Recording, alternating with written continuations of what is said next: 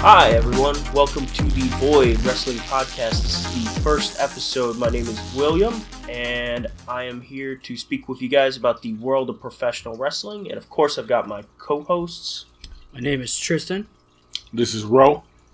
And we're going to talk to you guys about the things that have been happening in wrestling. So let's start out with Tristan. You said you wanted to speak about the main event of Wrestle Kingdom 12.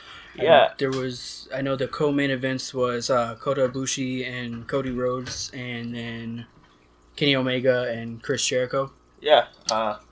So whichever, I would say we should probably talk about the Cody and Ibushi first.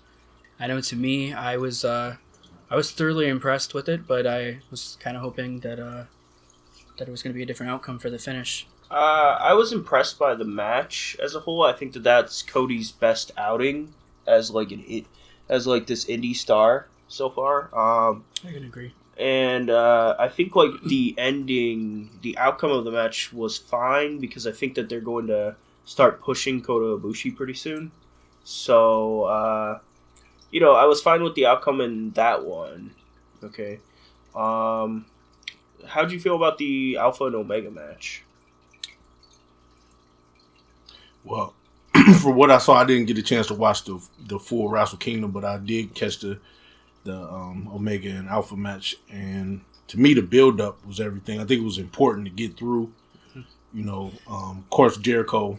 I mean, it's Jericho, so everything he's touched lately is turned to gold. So I knew it would be successful. It was more or less, was he gonna be able to keep up with Kenny? And I think he did pretty much. Kenny, you could see Kenny was kind of dragging him along through some of it, but for the most part, what I saw, he kept up with it. I definitely can say that it was a 5-star match. I know for me there was a lot of spots in the match where there was some that you could tell was kind of wearing them both down, but I know for me personally, I think it was probably one of Jericho's best things he's thrown together lately. I think it's Jericho's best match in a very long time. Definitely. I don't think it's his best match overall. No. There's this one match that he had with Benoit. It's a ladder match. That's my favorite Jericho match. Right. But I think it's his best match, since at least he was working with Shawn Michaels in 2007, right? Right. Yeah. I thought it was a great match too. I was surprised that Omega won and that Omega won and Jericho is still working with New Japan going forward. Right, because he came back afterwards, right? Yeah, he attacked Naito. Right. And speaking of Naito, let's talk about the main event. Naito versus Okada. That was another one to me that was definite 5-star. I don't know if I'd say 5 stars. Maybe a 4.5. I'd probably say 4.5. So my issue with it, and I was talking to Tristan about this a little bit. The ending was just awful. The end of the match was just. So Naito lost the match for anyone who doesn't know, and it's just one of the most frustrating things I think I've ever seen. Okada's been champion for 700 days at this point. Yeah. About 4 years. Yeah, 4 years. 4 years too long. It's just who's gonna beat this guy? I don't think there's anyone in the New Japan roster who I could buy into beating Okada right now because he's beaten everyone. To me personally, Kazuchika Okada, and I'm just throwing this out there right now, Kazuchika Okada is New Japan's John Cena. Oh no. I think he's New Japan's Roman Reigns. To me, he's that true guy too. who they're pushing really hard for, and you can tell they really want him to get over, but he's just not all the way there. He, as a worker, he's incredible right. and everything. Yeah. But I think in terms of as a draw, as a big money draw, somebody who people show up for and pay money to see, I don't think he's there yet. Right. But so with that being said, is he arranged where they don't care because people just don't like him and they're still coming because they just don't like him, or is that the key? You see, I know he's gotten negative reaction in matches before. When he was going against Tana Tanahashi, Mm-hmm. he was getting mostly negative reactions even as a babyface. So I don't know if this is going to be like a Roman Reigns situation where if they keep just pushing him, the fans will just turn against him completely. Right. But like, I mean, so the Rainmaker persona could work as a top heel as well, and he was a heel before, so. It's just an interesting thing. I don't think it's a problem yet, but I definitely see it being a problem going in the future. Right. I know personally with me, the reason I liked the Okada-Naito match, but one of the things I hated about it was the build-up for Naito. They made it finally seem like he was going to be the one to dethrone Okada. Yeah. They just completely fed Naito to Okada like it was nothing. Mm-hmm. So to me, it made it feel like the build-up to it was kind of pointless. Or kind of useless. Yeah, like Naito's whole thing is like the reason why he's kind of turned his back on New Japan is because like they gave up on him, and I don't know, it just felt like they completely gave up on him right here. Right. So moving on to WWE, because they've got, I guess, some pretty interesting happenings. I know one of the topics I wanted to cover was this whole issue that's been going on with Paige. Yeah. I know she was just recently came back from being injured for in November. November. For she was injured for like a year, right? Right. She was injured for a year. She, it was a pretty serious injury. They thought she wasn't going to come back. Finally made her comeback, and it looks like it. I mean, it's not official, but it looks like it may be the end. They're saying maybe doing some behind the scenes work or. But no in-ring work at all. Mm-hmm. To me, personally, with the whole Page situation, to me, it kind of reminds me of the Daniel Bryan situation, where you can tell there's a level of attitude to where they want to be back in the ring, but the higher-ups are just not letting it happen. And speaking to that, I think this bows against Daniel Bryan getting back in the ring. I think they're going to be even harder on it now. Even harder on him, even coming back now. Well, it's with that injury. Like with their injuries, it's different things though, because Paige's is similar to what happened to Edge. Edge, right? Yeah, exactly. And D-Bry's is a concussion issue. Mm-hmm. So So his is closer to Christian's. His is like closer to like a Christian type of thing. I'm just speaking on the how Vince is looking at it. I can. Yeah, I think you're right. Like just looking at it on paper, like because they are like similar things. Like if you have like a head injury of any type, you assume that they're the same issue. Right. Just looking at them on paper. Right. Yep. And even looking at how the injury happened, it was a routine missile drop kick. Yeah. She didn't hit her high in the back. It was just pretty lame kick actually. But really lame actually. And when it happened, she was on the ground, kind of like. Could tell she wasn't right. Yeah, you could tell something wasn't right. She was looking like a baby on the ground. Actually, couldn't get up, couldn't walk. So well, I mean, hopefully she's okay. But I know personally, to me though too, is if they do allow her to come back from this, and perhaps they allow Daniel Bryan to come back, if that opens further opportunities for guys like Corey Graves or even Christian to come back. Mm-hmm. I think Corey at this point is like really content with being an announcer. And do you think so? I think so. I mean, he's good at it. He seems like he really likes it. I think he's good at it. I think he's the best announcer they have. Yeah, I think he is the best, especially since they brought back. They brought back Morrow. Yeah, they brought and Nigel McGuinness. Yep. And, he's out of all the announcers they had, and I can't stand the guy that looks like a created player Brian from video Saxton. game. Brian Saxton. Brian Saxton. Yeah, the worst ever, man. I still don't understand that one. Yeah, Brian is he's a very interesting young man. I've documented his story before. Oh. To me, Brian Saxton is the Jason Jordan of commentary. Because I wouldn't say that, man. Right. I was about to say that's kind of. I mean, I think Jason Jordan is. I like Jason Jordan. I was about to say I think he has potential at least, but I think he has a ton of potential. I think they're pushing him a little too hard, too early. But I think what it is the way how they went about it. Because just being honest, Kurt Angle had a son who's an illegitimate son, right? And he like Kurt Angle's a super white dude, you know. I'm a super white dude too. Kurt Angle is whiter than white bread. Yeah, so like just looking at this on paper, it makes no sense. I think they were just like, oh, he had a hard jawline, so yeah, so they could play his son. I mean, that's the cloak. They both wrestle. That's the only other thing that they have similar is they both wrestle with a hard jawline. yeah. To me, if they really, truly, honestly wanted to go back and play off the storyline, there was that old storyline of the love triangle between Booker, Sharmell, and Kurt. That would have been hilarious. That would That's have been what the like perfect a lot of opportunity people, for them to introduce that was Jason actually like a Jordan. joke that a lot of people were doing. But then, how would Jordan be like 24 years old? Right. Like this was like 8 I mean, years it is ago. WWE, so I mean, they could have. I mean, hell, Mark Henry and Mae Young had a hand. This Right. is true. That is canon. So the Jordan thing is just a interesting situation that I feel bad for the kid though. I feel like he's in the wrong place at the wrong time. Yeah, pretty much. But I'm gonna be honest with you. I think this latest installment with him trying to be like the Dean Ambrose. the new Dean Ambrose. I think that's probably the best thing they've done so far.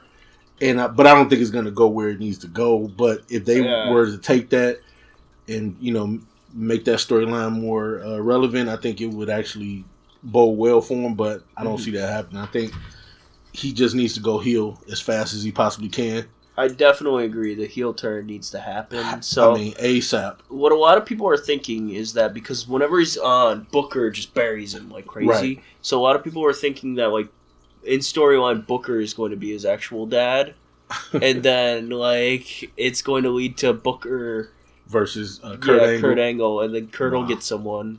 I personally feel like eventually That would be awesome. with the whole power struggle thing with Kurt Angle, and I feel like he's a good GM, but then there's other times where I feel like he's not, and I Just feel like kinda personally bowling this what time. it should lead to is the return of Triple H and maybe a potential WrestleMania match for Kurt I Angle and absolutely Triple think H. that's what's gonna happen. Yeah, same. I feel like that's where they're going to go with Kurt. That's how they always do, like the authority guys who can wrestle. I personally feel too that if it does happen, we might even see it as early as the 21st or 25th anniversary episode. Really, that fast? Like the seeds planted. Yeah, Or- like the seeds planted. Oh, like okay. Triple H returns. You know, Yeah, I could see that. Yeah. I think they've already planted them a little bit though, Yeah. because like they had Triple H, Survivor Series. they had him pedigree Jason Jordan, and Right. like so I was thinking about Well, that then he segment. pedigreed Kurt Angle at Survivor Series to win Mhm. for Shane to win. I was thinking about like when he pedigreed Jason Jordan, and I I'm know. like, this is the fakest thing because if you hit my son in real life, like I'm Kill gonna you. kick your ass, you know. Right. Like, it Right. doesn't matter who you are, that's my kid, you know. Yeah, Could so- be my illegitimate son or my Mhm. half son, adopted son. I'm still gonna kick Speaking your of ass. the Raw 25th anniversary, I feel like that's like their catalyst for everything they're trying to push for the rest of the year. I think you're right. Like normally it's the Royal Rumble, Right. where they use that to like boulder everything off, and you can see where like Mania is going and stuff. But I think you're right. I think it is going to be the 25th anniversary show. Speaking of WrestleMania, Mhm. another topic I wanted to discuss is what do you guys feel on the status of The Undertaker for WrestleMania? I mean, I'm pretty sure he's gonna wrestle at WrestleMania. Why? I don't know. I don't want him I to. don't want him to either. Who do you think it would be against? I know you think it's going to be Cena, and I'm with you. I think it's going to be Cena as well. Because As much as I would want it to, I think they should have done it. I think years it should have ago. been like last year, and it should have Yeah. just like led to Cena's heel turn. Right. To me, what they should have done That'll is never happen. We know that. Cena. Yeah, not at this point. Cena should have been the one to end the streak, and if they seriously wanted to consider turning Cena heel, they should have had it to where Mm-hmm. it was a championship match, like Cena wins the Rumble, or Taker, God forbid, Taker win the Rumble. At this point, the only way I can see them actually turn him heel is if it has to do with him beating the record, right? For Flair's Yeah, record, with the title belts. With the title belts. I mean, it's very obvious he's going to get the shot to beat the record. If it's not this year, it's the beginning of next year. He's going to beat the record because he doesn't have much longer in the company. We know they have to let him get the record because he's John Cena. Yeah. You know. Super Cena. Super Cena, right. And he's the... Bigger than Super Roman. Right, so he has one more run left. And to be honest with you, which ties into one of the big events happening is the Royal Rumble. Mm-hmm. I mean, I would not be surprised if Cena wins the Royal Rumble out the blue and gets his chance at the belt. Like, really? So you think it's going to be Cena who wins this year? I don't think it's going to be Cena, but I wouldn't be surprised if Cena wins. Cena. Just as an opportunity for them to actually get him that chance. Why wouldn't they? You know. So who do you think is going to win it then, Ro? Like the Rumble. I mean, I can tell you who I want to win. Yeah, who do you want to win? Who I want to win is Braun. Yeah. You know, I mean, at this point, it doesn't look like they're going to give him a belt run this year. Not this year. I mean, it'd be pretty soon. I guess it would be soon, but like, I mean, those monster characters, you gotta like put the belt on them at some point. After like a year, right. in my opinion, or else like then their credibility as a monster is kind of tarnished. Right. It's like, I mean, when he's just running through the company, just beating everybody up. It's like, what's the point if he can't beat the champion? You know? Right. And how do you feel about it, Tristan? I personally feel like as much as it's going to be kind of an off the wall type thing, but I feel like it could be Nakamura because I could see. I feel like what could happen is it could be a potential thing where Nakamura surprisingly ends up getting the win at the Rumble and then goes on to face AJ Styles. Mm-hmm. Right. And then we finally get that WrestleMania moment of AJ and Nakamura that they've been teasing for a while, because I know this week on SmackDown there was a backstage segment with Orton, Styles, and Nakamura, and they kind of teased it a little bit because Nakamura just kept looking at the belt. Then he too-sweeted it, and then he walked away. So I know personally too, and I think it was Money in the Bank. Yeah, it was Money in the Bank where they had that little teased face it, off. Yeah, but they didn't do anything. Well, how do you feel about what they're doing with Nakamura at this point? Because I feel like it's kind of he's greatly underutilized. Yeah, it's like opinion. apathy. He's just there to be there. He doesn't care about winning a belt at this point. It's like, personally, I don't know if you guys heard, but I know Kenny Omega said something not too long ago in a recent interview that he feels Nakamura is being underutilized, and that he feels like Nakamura's jump to WWE's been a waste. And there's times that, like, once he came up to main roster, I completely agreed with that, because I felt like when he finally debuted, it should have been bigger than what it was. Like, it should have been saved for, like, a night after WrestleMania when that crowd's, like, really hype and they're all ready for it. But to me, I feel like he was probably one of the better off superstars to just stay down in NXT where he was actually used right. See, I don't agree with you on that. Okay, so Kenny said in an interview, and I know this is funny, but like a year before the interview you're talking about, he did an interview where he felt like Nakamura should have debuted at WrestleMania. Right. And I was thinking about it. The hottest Nakamura ever was when he debuted in NXT. Right. And that was WrestleMania weekend. And he got the loudest ovation that entire weekend.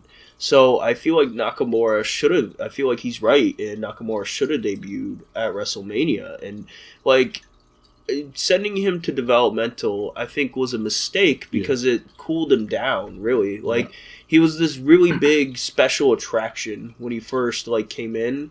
But then, like, he just started having matches with everyone, like, every week, and he just stopped being special.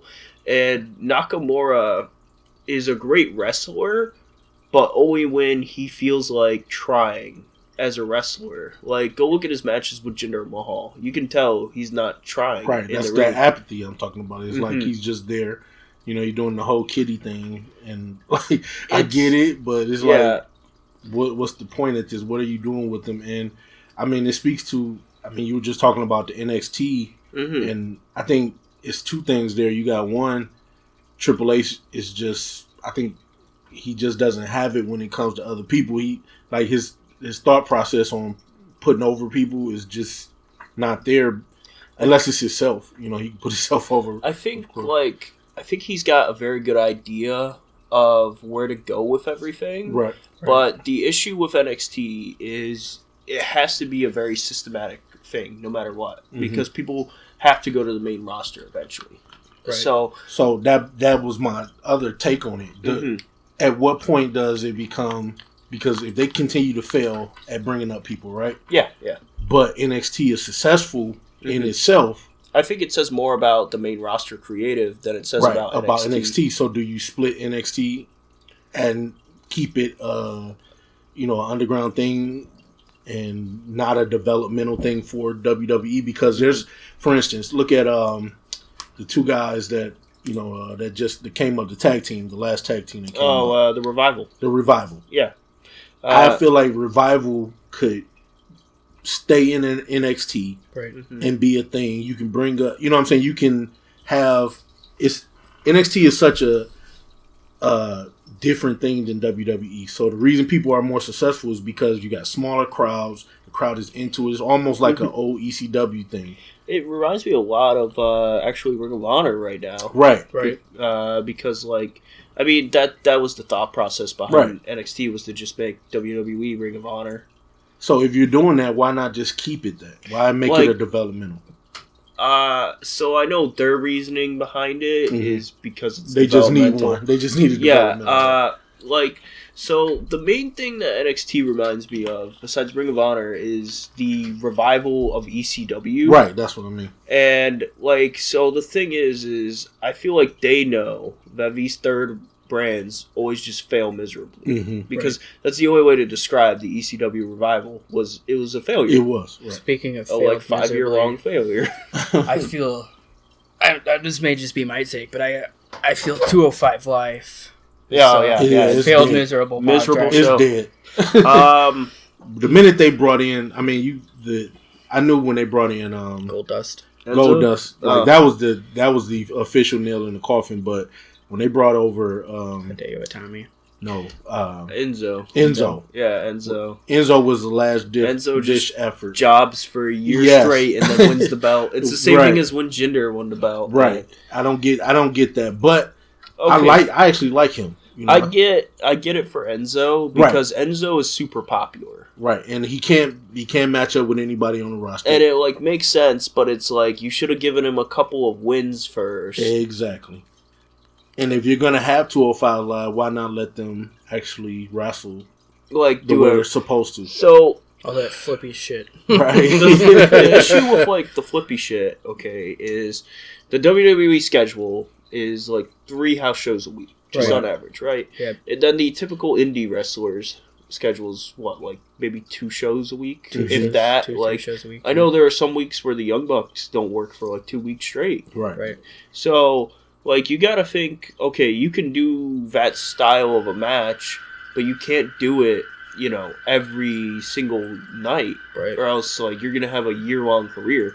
I know Will Ospreay in New Japan, he does way too much, because it's every match he just goes out there and does shooting star presses. At some point it's gonna wear you down. Right. I know he's already got really bad neck problems, right? And he's only been wrestling for I think 5 or 6 years, which I know that's a long time, but that's you gotta think AJ Styles is going on his 20th year for wrestling. That's crazy. Yeah. So, and he did change up his style too, because he's AJ used to do X Division. He was crazy. You know what I'm saying? And he's still pretty out there, but I still think AJ's the best in the world. Just as a pure wrestler, I think he's the best. Just in terms of who goes out there and has spectacular matches every night. I don't think I've seen AJ have a bad match since 2010. I think. Go ahead. Oh, go ahead. I was going to say, I think AJ's last horrible match was his last match on Impact. I don't remember who it was against, but the one with Magnus. Yes. Yeah. That match was horrible. It was pretty sloppy, and I know personally for me too, I've always been a pretty big follower of AJ. I followed him when he was in Impact and when he went to Ring of Honor for that short time, and then when he was in New Japan. I personally feel the best he ever was that faction Fortune. Really? In Impact. I thought that was the worst. I thought that was pretty good, but personally, I think his all-time best was when he was with Gallows and Anderson as the club. I know now it's the Balor Club, but I know too that was probably some of his best work, because to me you could tell that it was something he was looking forward to and that he was actually having fun with. Personally too, in Finn Balor's case, you could tell by him and Gallows when they were beaming from ear to ear that they were excited to be teaming together as the main event on Raw. Do you think that leads to anything, or is it going to be another WWE thing that came and go. Where they like water it down. Yeah. Yeah. So I think the Balor Club, like as a whole, is just a failure. I feel they've waited too long. They waited way too. They should have done it that SummerSlam where like they were like too sweepy. He should have just done it, and then after that, it could have just been Balor Club. Because honestly, to me, it could have been a huge thing. Like when they did the whole draft thing, they could have kept the club together, and they could have took them over to SmackDown with AJ, or vice versa. They could have stayed on Raw with Balor, or it could have been a case where they all ended up on Raw and they formed one with Balor and AJ. So, do you think it's Vince that just like the whole notion that Vince just doesn't like him, doesn't believe in him, or is it something else? I think that Vince is a very complex thinker when it comes to these things, and I feel like when Balor got injured that first time, like before the injury, that was the chance. That was it. I feel like blew it. Vince had like complete confidence in him, right? And then once like that injury happened, because like Roman's never been injured like that, mm-hmm. And then once that injury happened, he got that hernia. Not the hernia, but he was out for what, like a month? Yeah. Superman Roman. Yeah. Like Finn was out for 8 months, right? So once that happened, I feel like Vince just lost a lot of his confidence in him. Mm-hmm. Do you think that's the same thing about the other person that has basically almost got the push and then got hurt? To me, years ago, I called it the Universal Championship curse because it seemed like any person who was either champ at the time or was in the title hunt got injured. Right. Mm-hmm. Because you had Finn Balor, who got hurt by Seth Rollins. Not saying that it was like a purpose thing, but accidents happen. But he got hurt. Then Seth got hurt, and then it was Samoa Joe, who you knew they couldn't hold him back too much longer. Mm-mm. His run was coming. Yeah, I mean, I guess it could be, but I just think, honestly, think that his time. I think he was too big in NXT, and they believed it was just going to carry over, and they didn't put in enough effort to make it carry over. I mean, to be honest with you, so like his intro was really all we had for me. Like for me, I watched NXT, but right. Mm-hmm. When he came over, his intro, I was like, "Oh, that's dope." He get in the ring, he was good, but it was like, what else am I supposed to hang on to? As a, if I'm a fan, what else is it? Just the intro? I've heard like these complaints that a lot of people don't like Finn's promos. Yeah, I don't get them personally because I really like Finn's promos. I think he's very straight to the point when it comes to things. And the funny thing is people always say like Finn is bug-eyed when they're like trying to talk about Finn not knowing how to cut promos. And it's like I've been watching him. It's like the same thing when Cena pointed out like Cesaro's nipples one time, where it's like I've been watching this dude wrestle for work for like I don't know 5 years now, and I've never once noticed any of these things. I don't know what you guys are looking for. Well, what's the belly button thing with Corbin? Yeah, Baron Corbin, where he doesn't have abs, he just has like a nice fat gut. Yeah, like so they make him wear tees. Right, but I don't know, man. I don't think it's gonna unless they turn him super heel and they run with the Bullet Club thing. I don't see him really getting over. Even if they put the belt back on him, they have to really push for him to get over. I just don't see it. I think. Oh, sorry, man. I personally feel though too, like I know that one episode of Raw they had Jason Jordan and Roman and Rollins versus Balor and Gallows and Anderson. Yeah, that was last week. Yeah, last week's episode. So when Anderson and Gallows and Balor won, to me that made it kind of feel like maybe they were finally starting to get behind Balor a little bit. Mm-hmm. And because of the fact that they, he beat the guy that they've been pushing for the last 3-4 years. Yeah, but like the way how he beat him was my issue. It was like he rolled him up and after a cheap shot from Anderson and Gallows. No. Roman laid them out though. Roman like speared Gallows and he didn't even pin Reigns. He pinned Rollins. I thought they hit the Magic Killer on Rollins and then Finn hit the coup de grace. Then they pinned him after Jason Jordan came in and tried to distract the referee. The match I saw was like pretty much Jason Jordan, Roman, and Seth just dominating for most of the match. I think they did it 2 weeks in a row. Yeah, I think they did. It was the first episode and then last week's episode. Mm-hmm. I know personally too, though. I feel that might end up leading to a case where Balor takes the Intercontinental title off of Roman, and then Gallows and Anderson get the tag titles back. And then we get Roman versus Lesnar at Mania, you guys.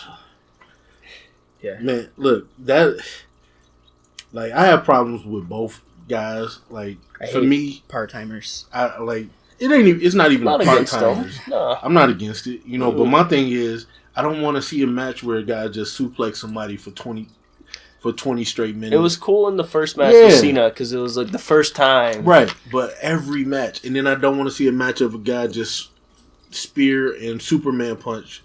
Like, that's going to be the worst match. You got constant Superman punch and spear and suplex. That's like all he did to him in their first Mania match. What is going to be what else is going to happen during this match that's going to keep you interested? Besides somebody getting slammed through the announcer's table, basically. That's like with my same issue with all the matches that Roman and Strowman had, where it pretty much just boiled down to Roman pushing Strowman into the ring guard post. barrier or the ring and they're like, that's the only thing that can hurt him is inanimate metal objects that you can just easily walk away from. Like, my thing is in the beginning, I really liked Roman, and I thought, yes, I actually like Roman. I never liked him. I thought at the beginning of the Shield when they first debuted on main roster. Oh, okay, that's good, different. I thought you meant the beginning of his singles run. Well, when they handed him the microphone and he made that stupid, silly-ass promo about... Suffer and Succotash. The Suffer and Succotash, that ruined it for me. Because if you're trying to get a guy over as this dominant badass, the last thing he needs to say is Suffer and Succotash. It's kind of like in his feud with Big Show a couple of years back.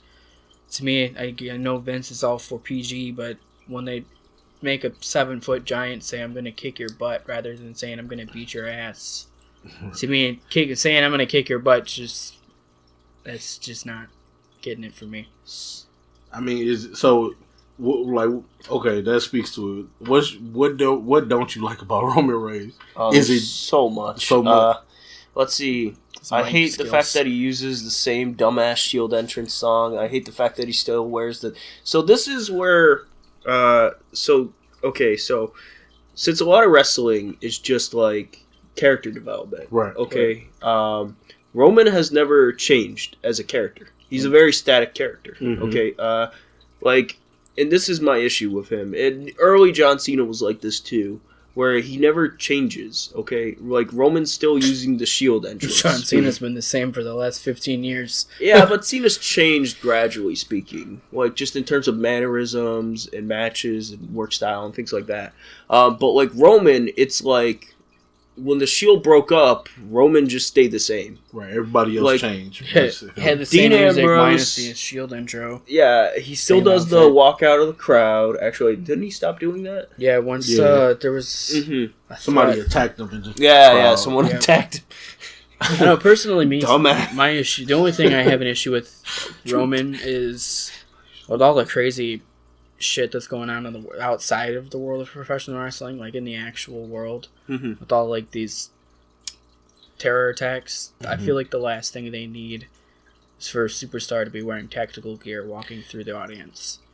I feel personally it's cool because they're trying to make him be this top badass guy, but I know personally too, like I like the entrances from the audience, but I feel like it's a big safety hazard to the superstars because I don't feel like there's a lot of security, because I know years ago there was an issue with CM Punk where this guy was trying to shove him from behind and he backhanded another guy in the face because he thought it was the guy trying to shove him, but he ended up hitting an innocent bystander just because of the fact of that. And I know there's been a few issues too where fans have got knocked over because they send a guy flying over the guardrail and they bump into him or something. But Roman isn't coming out the crowd anymore, right? No, he stopped doing that. I think the only time they do it is when it was him, big Ambrose, matches, and Dean. Right? When they reunited as the Shield, it came out, right? Right. That's one thing I don't want to see, though, As much as I like having the Shield back together, I'm hoping by WrestleMania that they're. I mean, granted, with Dean Ambrose being out, who's to say that Dean don't end up being a surprise entrant in the Rumble? But right. my thing is I don't want to see that Shield entrance at Rumble or Mania because with how big those stadiums are, I don't want to see them walking on the steps for 15 minutes when that's like the Undertaker main event. Right. That's like the Undertaker's match where it started with him like walking and he walked for like 10 minutes straight. Yeah, it was cool. I mean, you could say the same thing about a lot of people. I mean, Triple H and his over the top WrestleMania entrances, but I mean, they're always like cool. Funny. Right, they're always cool, but I mean, at some point it's like he was like the Terminator, and then like Kenny Omega did him one better at Wrestle Kingdom that year. Yeah. That was awesome. Like just watching a dude walk though, that's boring. Right. So, do you? I guess the only thing left that we want to talk about was the I don't know if Will wants to talk about it, but the mixed match challenge. How do you feel about it? I feel like mentioning it because it is a thing. It does start tomorrow. I'm not very interested in it. Ro, I know. Why is that? Like, because it's just got nothing. There's no reason for it. Okay, like it's just something they announced just to announce. Right. You know, because nothing's happening. I mean, it was their intro into Facebook Live. That's really the reason. But why though? Because like Facebook Live isn't even a viable like streaming thing. Like if you were to stream, you should stream off of like Twitch, right? Because I know that's what Tommy Dreamer's been doing with House of Hardcore. And he's been getting really good numbers and good followers and things like that off of Twitch to the point to where I think Dreamer said he's going to start running more shows because of that. Yeah, listening to Edge and Christian's pod of awesomeness, they had Tommy Dreamer on for Tale of the Indies not too long ago, and I believe Dreamer said they had like 500,000 views just on their Twitch stream, which is pretty huge for... Mm-hmm. Any indie thing or even anything professional wrestling wise, which is pretty huge. Yeah, so like I don't understand Facebook Live. Mm-hmm. I don't understand. There's no motivation for any of this. The teams for the most part seem like kind of random. Yeah, like, the teams for you've me got is Asuka and what I don't like. Miz. Well, and Braun Strowman and Alexa Bliss, which I guess that one's like goddamn Beauty and the Beast. Right, all of them got these weird like Iron Giant and. They got these weird names for their groups, like They have names for these groups? Yeah, like when they announced them at the bottom, they put like whatever their team name is gonna be. Like, I didn't even know they had names for these. Like Carmella and Big E is Fabulous Booty or something like that. What? Yeah, something silly. So that's awesome. So, all right, I'm starting to turn the. I'm telling you, I think it's just it was a fun thing. It's a way to introduce some people that usually wouldn't tune in on the other things. But what I will say is I think it's just a way for them to push a new storyline for a few people. That's basically all it is. I know personally for me, one of the things I didn't like about it was the teams because I feel like they missed a couple opportunities with some of the teams. Granted, I love the team of Sasha Banks and Finn Balor, but I felt like they really missed it when they should have put Balor with Bayley. Yeah, because they did the whole, like, where Bayley would do Finn's entrance. Right? I mean, my thing is, if you're going to put Lana with Rusev and Naomi with Jimmy, you should at least put, Bayley and Balor together. I know another thing is, to me, I actually really like the team of Charlotte and Bobby. Like, I feel like their personas is kind of pretty much the same thing. They're pretty much just Ric Flair. But to me, I mean, that's what it boils down to for me. Is that's what I look when I look at who they picked and what teams they had together. The two clear things that I see is Bobby Roode with Charlotte, right? Yeah. Because we know the championship match has to be blue versus red, right? Oh yeah. So if you look at how they line up, you have Bobby Roode and Charlotte at the bottom of the bracket, right? Yep. And we look at the top of the bracket and see who could win there. I think it's going to be Alexa and Strowman. Top bracket. You think Alexa and Strowman? I think it's going to be Miz and Asuka. Yeah, I mean, you can't pin Asuka. That's the one. Right, you can't. That's Asuka the can't issue. lose. And then, like... Miz is about to get another run. And then... Because he deserves it. Yeah, and then Strowman, you can have Alexa take the fall. Well, that's my thing, and too. And if you look at it, they have something called the Second Chance fan vote. Right. Yeah. I mean, Strowman's going to get that. Right. Well, my thing is too is they could have it Probably, be yeah, a case maybe. that Miz and Asuka lose, Mhm. but then that loss gets taken away with the second chance. Right. And then you got, I think the way they set it up, so you look at stuff like, okay, you put Sammy and Becky Lynch together, right? Yeah, Right. Sammy that's a just did a fun team. heel turn. And then Becky Lynch is a the baby su- face. Right, the super baby face, right? And even when they introduced him, they said, Sammy was like, "Oh, you know, I can finally make you to the person I want to make. You know, you should be." That She just was sounds like, weird as. and sounds she so was like, weird. "I can turn you back to the good guy," right? Right. Yeah. So of course, what's going to happen is, and they're facing, who are they facing in the first round? Braun and Alexa. Braun and Alexa. All right, so So- they're instantly out. Like, So they're instantly out, They have Sammy there, and it's going to be Sammy Yeah. fought because maybe Kevin's going to interfere. So it's storyline. So that's why I think they got it. It's a way to push a couple people, and the person who wins, we know, are going to be the people who are going to get the biggest push for the next year. I know personally for me too. I think bracket wise they set it up pretty good because Right. I know first round wise it's Valor and Sasha, and I believe it was against Nakamura and Natty. So to me that gives it a chance for Nakamura and Valor to go at it again. Right. And I know personally for me, I think another one was Miz and Asuka versus Biggie and Carmella. Right. To me, that can either go either way. I know that this point you guys made too. They probably aren't going to have Asuka lose. If they do, she's not going to be the one to take the fall because I'm Exactly. sure. Yeah, I It'll figured be they'd do the disqualified whole. or something. Right. They do the whole. Well, Asuka was never pinned. Right. Like when TNA, when Joe was undefeated and Joe lost like the X Division title belt, they were like, Joe was never pinned or submitted. He still lost. Right. Right.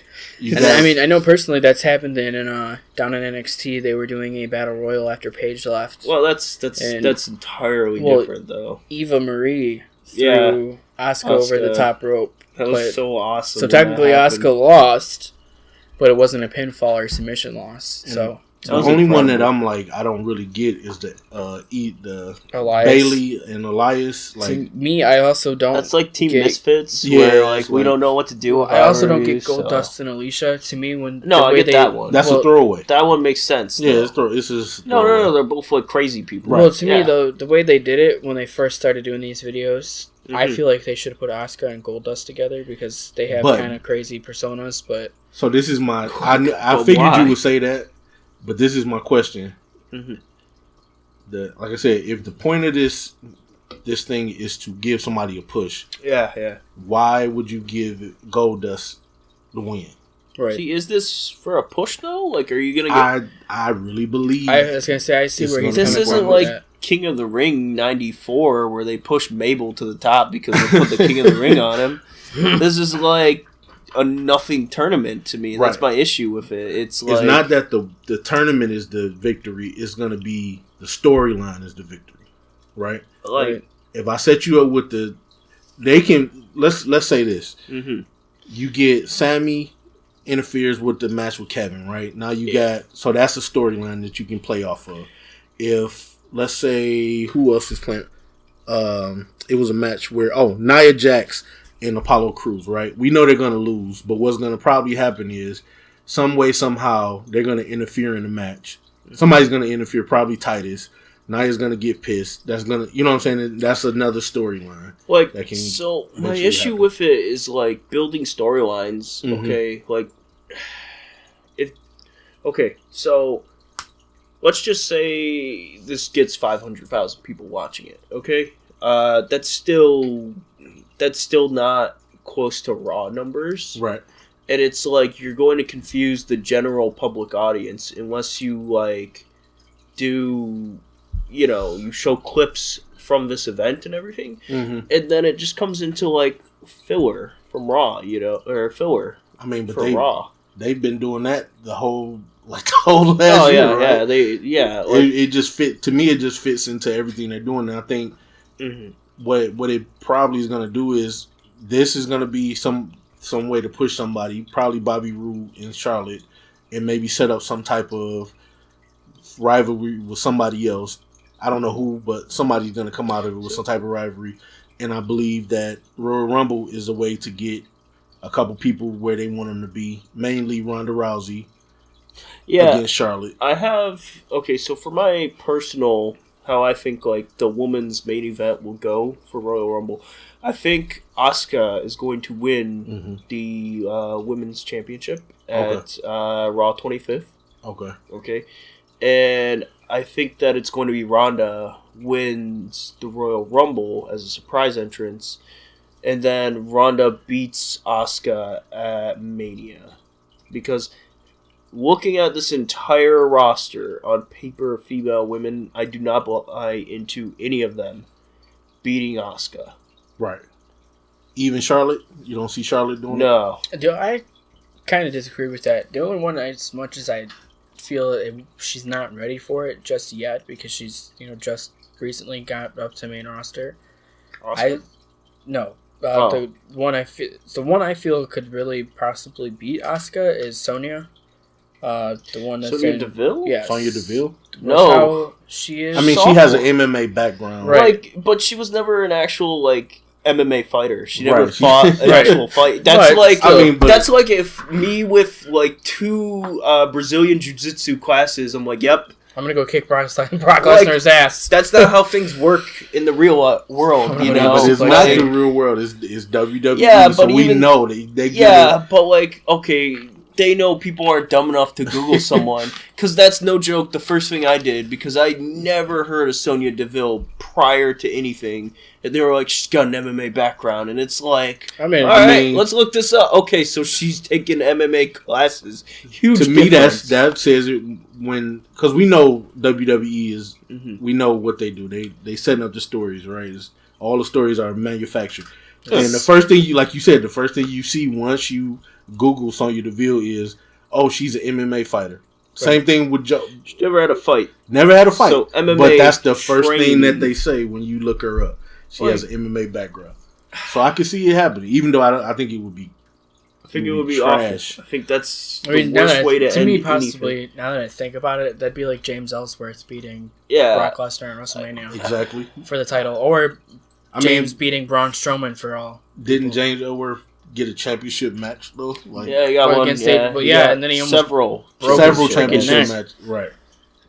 But so it's possible. I feel like that kid owes his whole life to AJ Styles because of that botched Styles clash. And the way AJ's pretty much took the brunt of the impact on his legs just to save him from not breaking his neck was pretty amazing that he could do that in mid-jump. So talking about AJ and talking about AJ's past, let's talk about Impact, you guys. Because Impact is just the light of my life. I love it so much. I love it as much as fucking a lot of things. Personally, for me, I liked Impact back in the day. To me, I honestly felt like they might have possibly had a potential to be a huge rival and a person to go up against WWE, but then when they brought in Hogan and Bischoff and they tried to do that whole NWO shit all over again, ever since then it just went down the drain. So now Aries has the belt, right? Yeah, he won it at the tapings. So brief spoiler, you guys. Impact tapings happened as of this recording for 3 months ago because Impact records everything for 3 months in advance because they're almost as poor as I am. So Aries won the belt at tapings, and I don't know quite anything else from the tapings myself. Right. Let's see. The only thing really that I know about is the departures because we got a couple departures coming from Impact. Looks like we have Chris Adonis, a.k.a. Chris Masters. So, Chris Masters is a very interesting, worker or wrestler in general, because, he was never very great in his WWE run until, the end, and he got pretty good, They let him go. Before they let him go, right? Yeah, and he's got an interesting story, that's for sure. He saved his mom out of a burning building, right? Yeah. And, he's just I almost feel bad for him because it seems like he's the definition of, squandered potential. Yeah. Right. And then we got EC3, right? Right. So, I don't even know. Like, I feel like EC3 was their franchise player. Right. That's why when you said that he left, I was like, really? I mean... Mm-hmm. Well, I feel now that with Austin Aries being back, and they've got Matt Sydal. They took a huge loss with if EC3 is really done. They took a pretty big loss with EC3 because after AJ Styles left and after Kurt Angle left and after Joe left, I feel like when they signed EC3, he really helped. So he really brought it back. He really helped. I know personally, like last year, I believe it was, like excluding when the Hardys were doing the whole obsolete thing, right. Broken Matt, so fantastic. When it wasn't them, it was EC3 who was like my favorite part of Impact because EC3 is just such a charismatic. Derek Bateman is just such a charismatic worker. And he really took that gimmick and made it his own, and I was really impressed with it, actually. So, I don't know if this is the end of TNA, though, is what I'm wondering, because... I mean, I haven't watched TNA in a while, and, I mean, I will check out to see who's, for the big spots, who got the belt, who's doing what. Yeah. When Austin Aries came over, I thought that was pretty cool, because, I mean... Mm-hmm. I mean, I thought he could have did well in WWE if they could have took him out of the cruiserweight thing. But I know personally, one of my main things I like about Impact is I've always liked the character of Abyss, but now that he's Joseph Parks, I kind of like that they brought Congo Khan and Jimmy Jacobs in.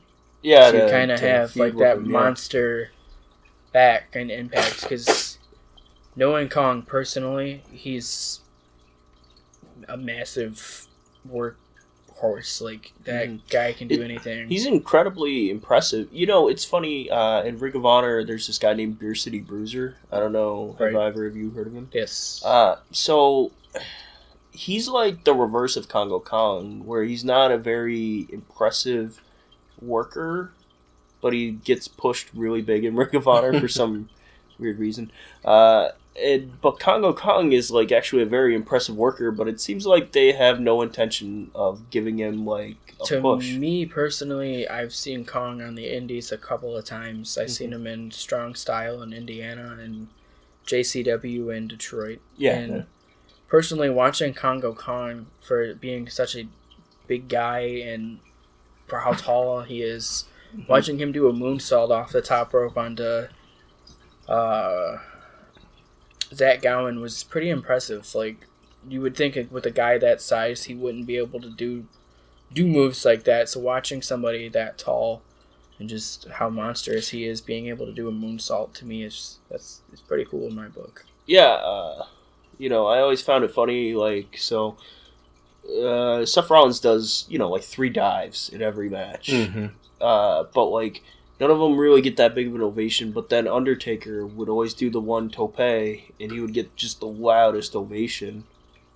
Well, then you got guys like Ospreay who do flips every 5 seconds, and people are eating it up. It's great though. I mean, he gets over doing it, so you can't judge him. You got the Bucks who super kick every 5 seconds, but they're still it's over though, so you can't judge them. You can't judge them on it. I mean, like I've watched a couple of those matches with Young Bucks, and I get why everybody's into them. But I mean, I think it's a spot fest pretty much every match. That's like that whole incident with Randy Orton a couple months back where he sent out that tweet with the ...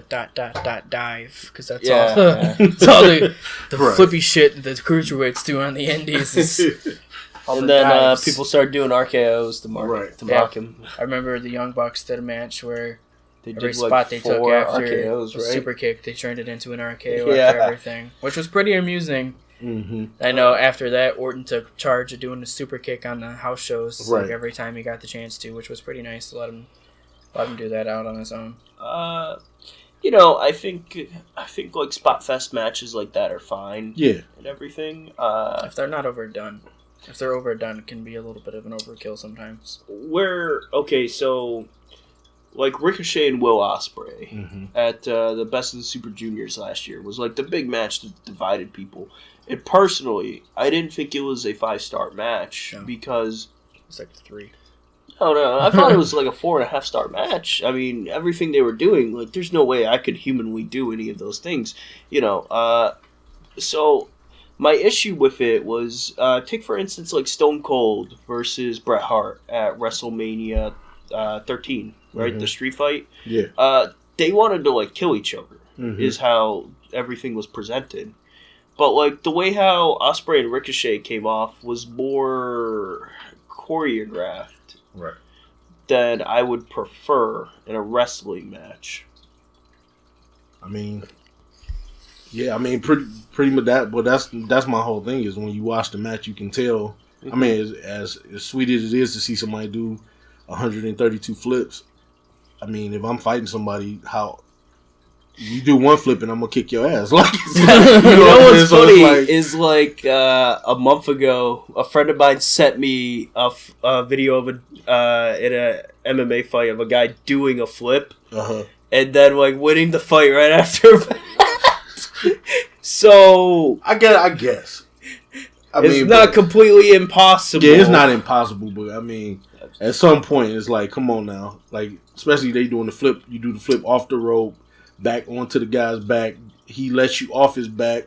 You know, it's sometimes at some point it's like, okay, I get it. What else are you gonna do? Put somebody in a hold, please, or some type of lock. I think it's fine and everything. Yeah. But I can see why some people wouldn't like it though. Definitely. But let me just say this: Ricochet is one of my favorites. Oh right yeah, now. So I love Ricochet. As much as I say I don't want to see a spot fest. I think he's exceptional. He can do really any style of match, though. Exactly. You know, I was watching this PWG match with him and Jeff Cobb, and he's doing power spots on a Jeff Cobb, and it's just like it's getting over like $1 million. So I think Ricochet is one of those guys who can really wrestle any style. Exactly. Oh, yeah. Yeah, and I mean we just seen that he just told his home crowd that, you know, goodbye. So it looks like he might be coming over to WWE. They haven't announced it, but I mean, typically when that happens, that's where they're going. I think I think it'll be great in there as long as they let him be him. We were kind of debating whether they're going to let him do what he does. I don't think they're going to let him do everything he does, but I could see him coming over and them. I think what they're going to do is try to put him in 205 Live, which I would hate to see. I would hate to see that too. I would hate to see it, but I mean, I think Ricochet will play it smart and gain a bunch of weight and become Fat Ricochet, so that way, Fat Ricochet. Well, I mean, he gonna come back as Prince Puma, and we'll see what happens, you know. But so that about covers everything for episode 1. Right? We miss anything? I think touching base for maybe episode 2, we should touch base, maybe do some more local independents. We could. There's a few shows coming up. I know there's show next Saturday at Taylortown Trade Center for Clash Wrestling. Yep. So, you know, you guys just let us know in the comments or anything like that if you want to hear some more indie stuff. We'd certainly, you know, I watch a lot of indie wrestling. I don't know about you guys. Every once in a while, yeah. Indie shows are fun. Always. Be out on the lookout for big news on some future guests that we're going to pull in. We're working on interviews. And constantly around the clock. So, you know, you guys, thank you for listening, and have a wonderful day, everyone, and good night.